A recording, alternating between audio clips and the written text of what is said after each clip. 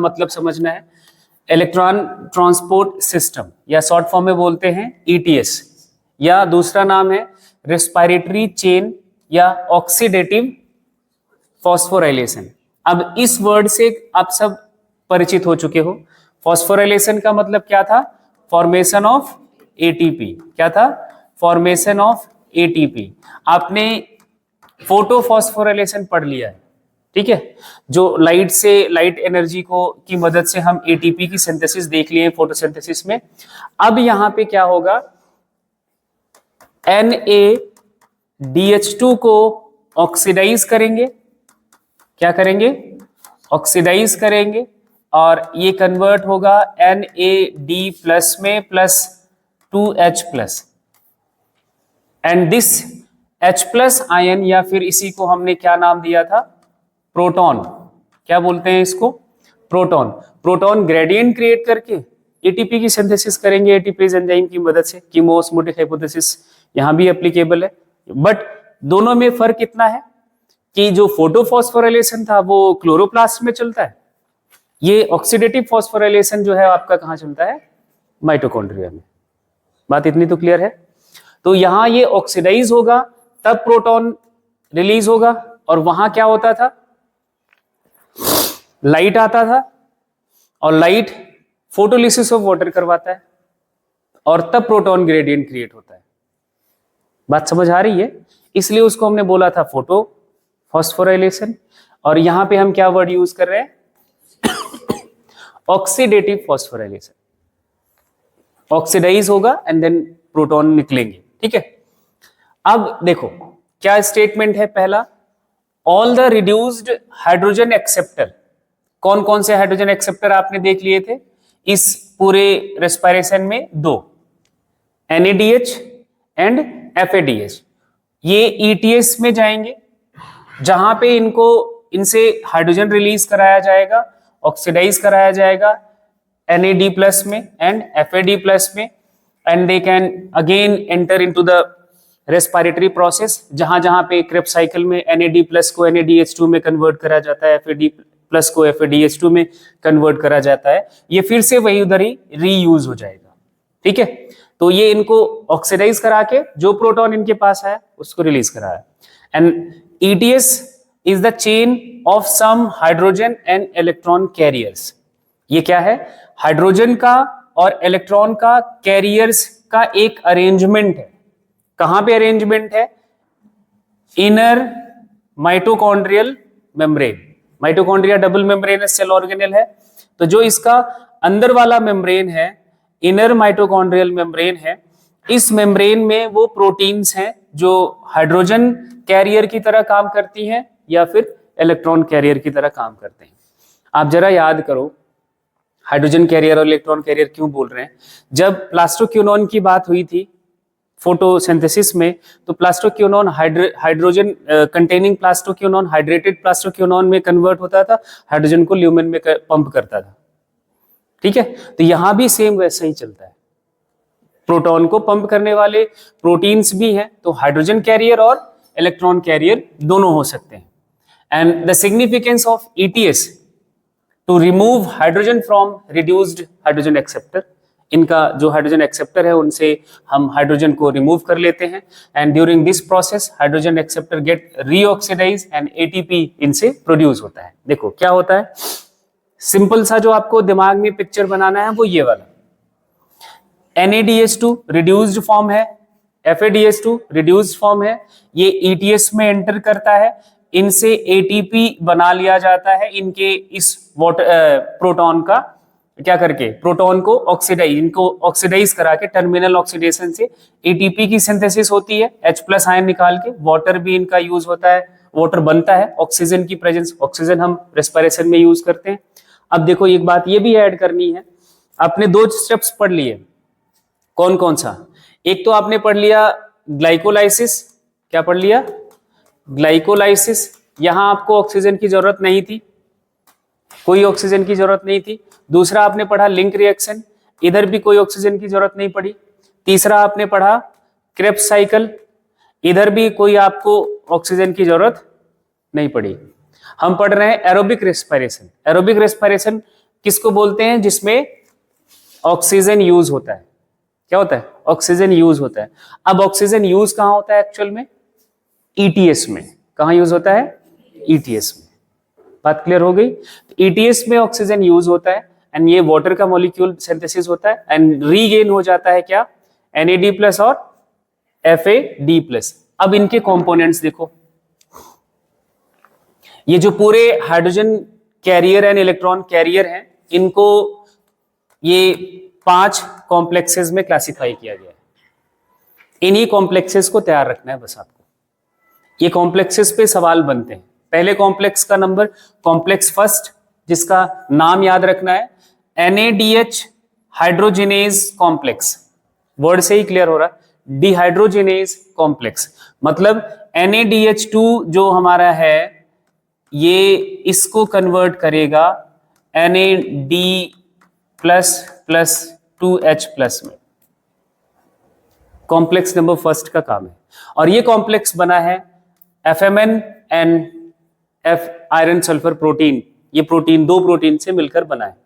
अभी इनकी हम लोकेशन भी साथ में देखते रहते हैं। ये आपका inner membrane of the mitochondria है। क्या है ये? Inner membrane of the mitochondria है। अब इसको थोड़ा सा इमेजिन करना है ध्यान से। माइटोकॉन्ड्रिया जब हम बनाएंगे ऐसे ही बनाते हैं। ये आउटर मेम्ब्रेन हमने बना दी, इनर मेम्ब्रेन,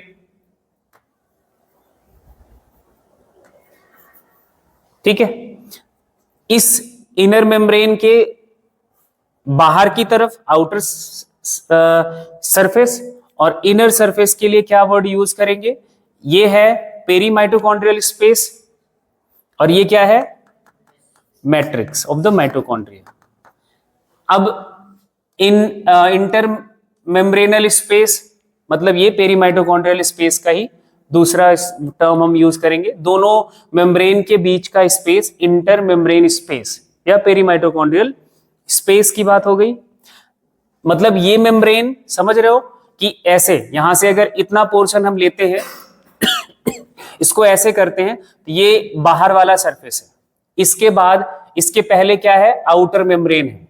इसके पहले क्या है? आउटर मेम्ब्रेन है और ये इनर मेम्ब्रेन है। तो ये बीच का स्पेस ये वाला हो गया। बात समझ आ रही? ठीक है। उसके बाद मेम्ब्रेन के दूसरी तरफ, जिस तरफ आपने मैट्रिक्स लिखा है वो इस तरफ है।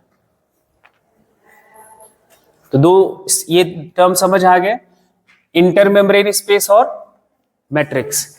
तो ये इनर सरफेस हुआ, ये आउटर, ठीक है। उसके बाद ये आपकी इनर माइटोकॉन्ड्रियल मेम्ब्रेन है। इसमें ये आपके सारे कॉम्प्लेक्सेस अरेंज हैं, जिसमें से हमने अभी बात की कॉम्प्लेक्स फर्स्ट की। तो कॉम्प्लेक्स फर्स्ट ये रहा, ठीक है। इनर मेम्ब्रेन में कॉम्प्लेक्स फर्स्ट जो क्या करता है? NADH2 को NAD+ और इसका जो हाइड्रोजन निकलेगा +2H++2 इलेक्ट्रॉन, ठीक है। ये इलेक्ट्रॉन इसमें एंटर, इलेक्ट्रॉन कैरियर की तरह ये FMN F iron sulphur protein, फिर आगे की तरफ हम बात करते हैं अभी। तो कॉम्प्लेक्स फर्स्ट की लोकेशन समझ आ रही है। अब देखो कॉम्प्लेक्स सेकंड। कॉम्प्लेक्स सेकंड आपका जो है, जिसे हम बोलेंगे सक्सिनिक डिहाइड्रोजिनेज कॉम्प्लेक्स, FAD और ये FES, इससे बना हुआ है कॉम्प्लेक्स सेकंड। ढूंढो कॉम्प्लेक्स सेकंड। हाँ, जैसे हम वहां ऊपर देख रहे हैं कि कॉम्प्लेक्स फर्स्ट के बाद सेकंड, सेकंड के बाद थर्ड, थर्ड के बाद fourth and last one is the fifth. ऐसा मेम्ब्रेन में अरेंजमेंट नहीं होता। मेम्ब्रेन में अरेंजमेंट इनका क्या है देखना, कॉम्प्लेक्स फर्स्ट है, फिर कॉम्प्लेक्स थर्ड है, फिर कॉम्प्लेक्स सेकंड है and then complex fourth and fifth. तो इनका अरेंजमेंट सीक्वेंस में मत करने लगना। तो कॉम्प्लेक्स फर्स्ट के बाद थर्ड आता है, थर्ड के बाद सेकंड। तो सेकंड की बात अभी हमने करी, जिसका नाम क्या है? सक्सिनेड डिहाइड्रोजिनेज, ठीक है।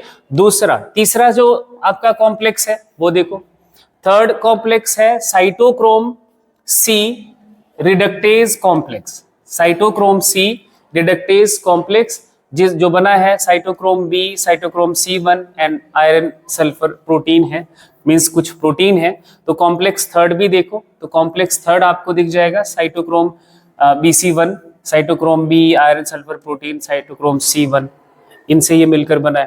ये साइटो कॉम्प्लेक्स सेकंड की बात हमने कर ही ली। कैसे काम करते हैं ये, पहले हम सारे कॉम्प्लेक्सेस को देख लेते हैं। फोर्थ की बात करें तो साइटोक्रोम C ऑक्सीडेज कॉम्प्लेक्स है, जिसमें cytochrome A, cytochrome A3 and 2 copper के सेंटर्स होते हैं, मेटल आयंस हैं, ये इनसे मिलकर बना है। कॉम्प्लेक्स 4 ये आपको दिख रहा है ना, साइटोक्रोम C एंड देन ये copper ion cytochrome A, cytochrome A3 and copper ion, इनसे मिलकर बना होता है। हाँ, साइटोक्रोम C की बात थोड़ी सी अलग है, वो हम करेंगे। ये साइटोक्रोम मूवेबल होता है, वो आगे हम अभी देखेंगे, ठीक है। एंड फिफ्थ जो आपका है कॉम्प्लेक्स, ये सबसे इंपॉर्टेंट है, इसके बारे में आपने पढ़ रखा है, क्या है? एटीपी सिंथेज या एटीपेज या फिर ऑक्सीसोम, यही एटीपी बनाता है। ये आपने देख लिया था, 2 सब यूनिट से बना होता है, F0 and F1। F0 integral part है, मतलब इनर मेम्ब्रेन के अंदर ये रहने वाला प्रोटीन का हिस्सा है, और F1 जो इसका सब यूनिट है, that is present outside the membrane. तो इस कॉम्प्लेक्स को भी देख लो, ये रहा, है ना। तो ये F0 जो है, ये इंटीग्रल पार्ट है, ये आउटसाइड द मेम्ब्रेन होता है, ठीक है। तो ये आपका कॉम्प्लेक्स फिफ्थ हो गया, जिसे आप पूरी कॉम्प्लेक्सेस को समझ लिए। अब चलते कैसे हैं वो देखो, ये कॉम्प्लेक्सेस चलते कैसे हैं।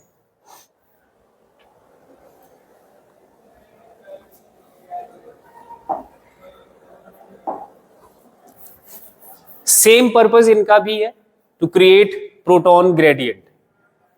इन कॉम्प्लेक्सेस में जैसे वहां आपने ये ETS के थ्रू हम प्रोटॉन ग्रेडियंट बहुत ज्यादा फोटोसिंथेसिस में नहीं क्रिएट करते थे, लेकिन यहाँ ETS ही है जो प्रोटॉन ग्रेडियंट क्रिएट करता है across the inner mitochondrial membrane.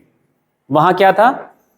Across the thylakoid, lumen और स्ट्रोमा के बीच प्रोटॉन ग्रेडियंट क्रिएट होता था, तब ATP बनता था। देखो, कॉम्प्लेक्स फर्स्ट NADH2 को रिड्यूस करता है, डिहाइड्रोजनेज करता है, ऑक्सीडाइज कराता है, सॉरी। तो ये आपका क्या मिल जाता है? 2H+ and 2 electron. तो ये इलेक्ट्रॉन आपके कॉम्प्लेक्स फर्स्ट से कैरी होते हैं प्लास्टोक्यूनॉन, ये आपका H+ जो आयन है, ये हाइड्रोनेटेड यूबीक्यूनॉन है, UQ का मतलब है यूबीक्यूनॉन है, ये इलेक्ट्रॉन को कैरी करता है, फिर ट्रांसफर करता है कॉम्प्लेक्स सेकंड को नहीं, थर्ड को। अब यहाँ पे साइटोक्रोम B के पास आता है इलेक्ट्रॉन, एंड उसके साथ साथ ये आपका जो यूबीक्यूनॉन हाइड्रोनेटेड यूबीक्यूनॉन है, ये अपना पोजीशन मेम्ब्रेन में चेंज कर सकते हैं। जो आपको येलो कलर से दिख रहे हैं, ये साइटोक्रोम C और यूबीक्यूनॉन, ये प्रोटीन मेम्ब्रेन में अपना पोजीशन चेंज कर सकते हैं, लोकोमोटरी होती है एक तरह से आप समझ लो, डिस्प्लेस हो सकते हैं। और कोई जो आप देख रहे हो जो भी कॉम्प्लेक्सेस के कंपोनेंट है, वो प्रोटीन, वो या जो भी साइटोक्रोम है, वो मेम्ब्रेन में अपना पोजीशन चेंज नहीं करते हैं। फिर ये इलेक्ट्रॉन साइटोक्रोम B के साथ आयरन सल्फर प्रोटीन के पास, एंड देन इस तरह से इस सीरीज में ट्रांसफर होता है, हाइड्रोजन को पंप किया जाता है। हाइड्रोजन अब यहाँ देखो आया, इसको इस साइटोक्रोम B को, ये साइक्लिक पाथवे हो गया, इलेक्ट्रॉन यहां से साइटोक्रोम B के पास आया, इधर साइटोक्रोम C के साथ यहाँ इस कॉम्प्लेक्स लास्ट वाला जो आपका फोर्थ के पास भी आ सकता है, ये भी अपना लोकोमोट कर सकता है, पोजीशन चेंज कर सकता है साइटोक्रोम C भी, और इसको साइकिल बैक भी किया जा सकता है। और ये कॉम्प्लेक्स साथ में इधर से हाइड्रोजन को पंप करता है, कहां पे? ये स्पेस है आपका इंटर मेम्ब्रेन स्पेस। जो हाइड्रोजन वहां NADH2 को ब्रेक करके निकला, ये इंटर मेम्ब्रेन स्पेस में आया। अब फिर सक्सेनेट डिहाइड्रोजिनेज है, तो सक्सेनेट को फ्यूमेरेट में कन्वर्ट करता है, तो ये इनका ये भी अपना हाइड्रोजन को पंप करते हैं इधर से, इनसे भी जो H+ आयन निकलता है वो इधर से ये इधर पंप करते हैं। 2 हाइड्रोजन NADH2 का आया, एक सक्सेनेट को फ्यूमेरेट में कन्वर्ट करते हैं, तो 2H+ इधर से रिलीज होगा, तो 4H+ इसलिए यहाँ पे लिखा जाता है कि 4 हाइड्रोजन आयन ये पंप करता है। इलेक्ट्रॉन जो वहां से आया, तो ये कॉम्प्लेक्स 4 के पास इधर भी देखो ऑक्सीजन यूज होता है, ऑक्सीजन और H प्लस आयन यही आपके वाटर में कन्वर्ट करे जाते हैं। इलेक्ट्रॉन जो NaDH2 को ब्रेक करके निकला था वो इलेक्ट्रॉन यहाँ ऑक्सीजन और H प्लस आयन को यूज करके क्या करा जाता है, H2O बना दिया जाता है। And this complex also pumps H plus ion toward the intermembrane space. अब नेक्स्ट जो आपका इसका रिजल्ट जो बनता है इंटरमेम्ब्रेन स्पेस पे फाइनली देखोगे तो इस सरफेस पर इनर माइटोकॉन्ड्रियल मेम्ब्रेन पर पॉजिटिव चार्ज आ जाएंगे। मींस हम बात करें मैट्रिक्स और इंटरमेम्ब्रेनल स्पेस में यहाँ H प्लस का कंसेंट्रेशन काफी ज्यादा हो जाता है और इधर H प्लस का कंसेंट्रेशन कम है, रहता है इधर H प्लस भी लेकिन कम है।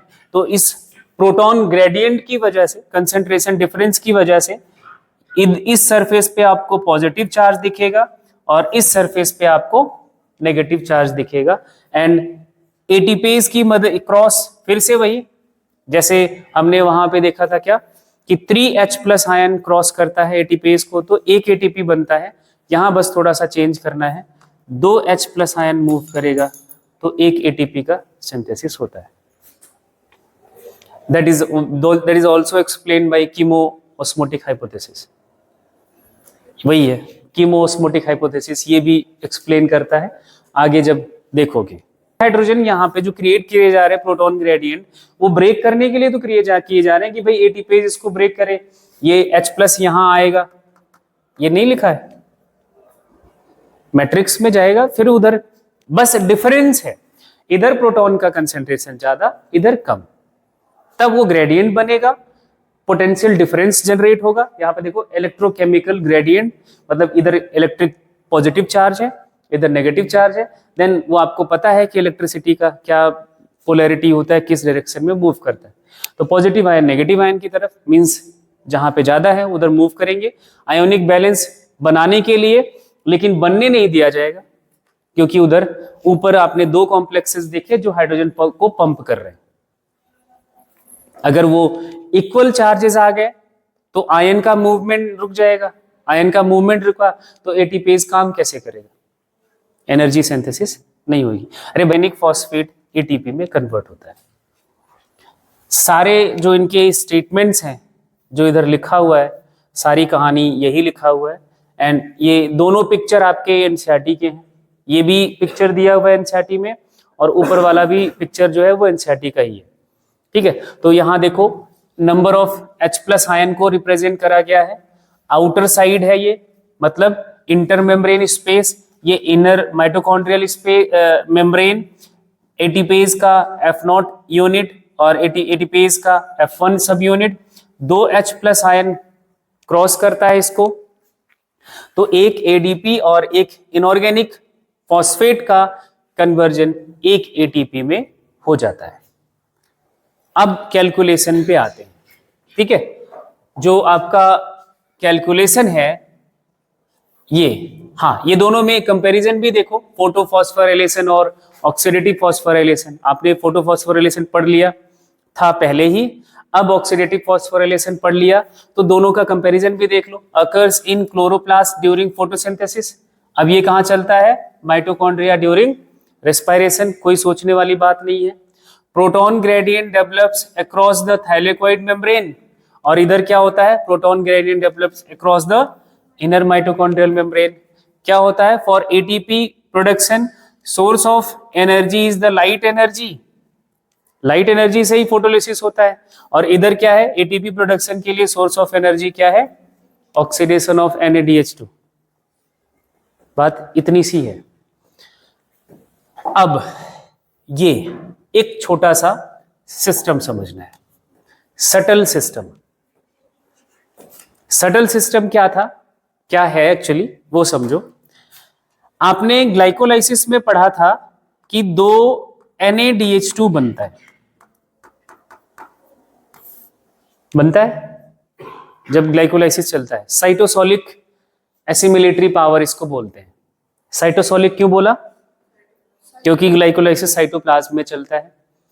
अब मैंने बोला था कि ये जो NADH2 है ये कैसे एंटर करता है माइटोकॉन्ड्रिया में, किस रास्ते से एंटर करता है, किस शटल से एंटर करता है, किस पाथवे से एंटर करता है, उस पर डिपेंड करता है कि ये आपका क्या बोलते हैं 4 ATP बनाएगा या फिर 6 ATP बनाएगा। वो यहां पे है, दो तरह के हैं देखो, साइटोसोलिक या फिर extra mitochondrial. Outside the mitochondria ये NADH2 बनता है, इसलिए एक्स्ट्रा माइटोकॉन्ड्रियल या फिर ग्लाइकोलिटिक NADH2। वर्ड्स ध्यान से समझ रखना, ये इसी सारे वर्ड्स का यूज करके कंफ्यूज करता है। Transported to ETS by 2 shuttle, 2 shuttle से ये ट्रांसपोर्ट करके लाए जाते हैं ETS में, ओनली इन यूकैरियोट्स। ये प्रोकैरियोट्स के पास शटल सिस्टम होता ही नहीं, माइटोकॉन्ड्रिया जैसा कुछ होता ही नहीं। ठीक है, पहला है ग्लिसरॉल फॉस्फेट शटल। जब 2 NADH2 आता है तो इसको कन्वर्ट करा जाता है इस शटल से। जब ये NADH2 एंटर करता है तो ये कन्वर्ट कर दिया जाता है किसमें, FADH2 में। और मैंने आपको बताया हुआ है कि एक NADH2 से कितना ATP बनता है 3, और एक FADH2 से कितना ATP बनता है 2। जब इस ग्लिसरॉल फॉस्फेट शटल से एंटर करेगा तो ये NADH2 कन्वर्ट हो जाएगा FADH2, तो ATP कितना बना भैया, तो मतलब जो टोटल ATP बनेगा इस केस में 36 ATP। और जब यही cytosolic NADH2 mallet aspartate shuttle से एंटर करता है, NADH2 as it is NADH2 रहता है, तो आपका बन जाएगा 6 ATP, तो बन जाएगा आपका 38 ATP। ये केस है, ये कहानी है। तो आपको कौन सा शटल किस सेल में चलता है उस पर डिपेंड करता है। प्रोकैरियोट्स में शटल मैकेनिज्म एब्सेंट होता है, दे ऑलवेज गेट 38 ATP जब उनमें एरोबिक रेस्पिरेशन होगा तब। अब आपके दिमाग में ये आएगा कि भाई उनके पास माइटोकॉन्ड्रिया तो है नहीं, तो ETS कहां चलेगा। तो अगर आपको याद हो तो एनालॉगस टू माइटोकॉन्ड्रिया एक हमने स्ट्रक्चर पढ़ा था प्रोकैरियोट्स में, मीसोसोम। तो आपको बात पता होनी चाहिए, एक ग्लूकोज से, तो उधर शटल सिस्टम नहीं है, तो हमेशा 38 ATP, मतलब ये कहीं ना कहीं आपसे ज्यादा एफिशिएंट है अगर एरोबिक है तो। अब आ जाओ इस बैलेंस शीट पर। इस बैलेंस शीट को मैं एक बार फिर से आपके सामने डिस्कस कर दे रहा हूं, बाकी आपने एक बार खुद से इसका एनालिसिस कर लिया है और आपको ये रेस्पिरेटरी बैलेंस शीट बड़ी अब आसान लगेगी, कोई मुश्किल नहीं है। स्टेप्स यहां लिखे गए हैं, कितने टर्न चलते हैं, ATP की सिंथेसिस सबस्ट्रेट लेवल पे कितना होता है, ATP गेन कैसे ऑक्सीडेटिव फॉस्फोराइलेशन से कितना होता है, कितना ATP कंज्यूम होता है, नेट गेन आपके सामने, नेट रिजल्ट। देखो EMP पाथवे एक बार चलता है तो 4 ATP बनते हैं सबस्ट्रेट लेवल पर, 4 ATP बनते हैं सबस्ट्रेट लेवल पर, याद आ रहा है, ठीक है। और ये ऑक्सीडेटिव फॉस्फोराइलेशन से अभी हमने शटल सिस्टम में देखा, या तो 6 बनेंगे या फिर 4 बनेंगे। 4 बनेगा ग्लिसरॉल शटल मैकेनिज्म से और ये बनेगा फॉस्फेट शटल मैकेनिज्म से। 2 ATP कंज्यूम कर लिया जाता है तो टोटल गेन 8 या फिर 6 आ जाता है। जब लिंक रिएक्शन, एक बार ग्लाइकोलाइसिस चलेगा तो लिंक रिएक्शन 2 बार चलता है, 2 टर्न चलेगा। कोई ATP सबस्ट्रेट लेवल पर यहां नहीं बनता, 2 NADH2 बनते हैं और वो मैट्रिक्स में बनते हैं, माइटोकॉन्ड्रियल मैट्रिक्स में, तो कोई शटल मैकेनिज्म का सोचना नहीं है, ये ETS में जाएगा। एक NADH2 3 ATP देता है तो 2 6 ATP देते हैं ऑक्सीडेटिव फॉस्फोराइलेशन से, कोई कंजम्पशन नहीं है, तो टोटल गेन 6 ATP का हो गया। क्रेब्स साइकिल भी 2 टर्न चलेगा, ATP बनते हैं 2 GTP के फॉर्म में, तो वो हमने यहाँ पे 2 ATP बना, मींस वो सबस्ट्रेट लेवल फॉस्फोराइलेशन है, सबस्ट्रेट का एक सबस्ट्रेट का दूसरे सबस्ट्रेट में कन्वर्जन पे ये 2 ATP बन जाता है। और ये जो आपका ऑक्सीडेटिव फॉस्फोराइलेशन है, इसका कैलकुलेशन आप ऐसे कर लो, एक क्रेब्स साइकिल में बनता है, या हम दोनों क्रेब्स साइकिल की बात करें तो 6 NADH2 बनता है, NADH2 बनता है, तो जिससे आपको मिल जाएगा कितने 18 एटीपी मिल जाएंगे और दो FADH2 बनता है आपका, तो इससे मिल जाएंगे आपके कितने 4 एटीपी इससे बन जाते हैं। तो टोटल आपका ये 22 एटीपी ये जो लिखा हुआ है ये है ऑक्सीडेटिव फॉस्फोराइलेशन से। कंजम्पशन कोई नहीं होता तो टोटल गेन 22 + 2 24, ठीक है। और ये टोटल कितने हो गए, इनका सबका टोटल करा गया है। तो एटीपी सबस्ट्रेट लेवल पर बनता है 6, एक आपका 2 क्रेब्स साइकिल में, 4 किसमें ईएमपी पाथवे में, और इधर ऑक्सीडेटिव फॉस्फोराइलेशन से 34 या 32, और इधर कंजम्पशन सिर्फ ग्लाइकोलाइसिस में 2 एटीपी का होता है तो वो माइनस कर दो 36 या फिर 38 एटीपी। पूरा रेस्पिरेटरी बैलेंस शीट ये है।